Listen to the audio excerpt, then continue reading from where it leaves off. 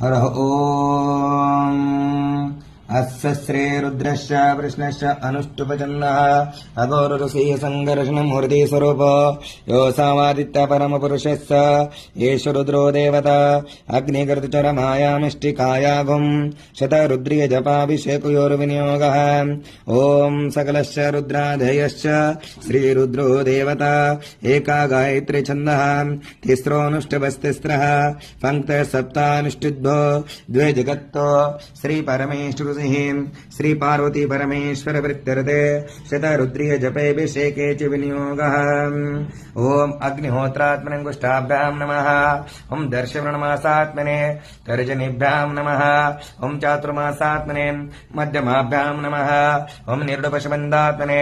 अनामिकाभ्यां नमः ओम ज्योतिष्ठमात्मने कनिष्ठिकाभ्यां नमः ओम सर्वकृत्मात्मने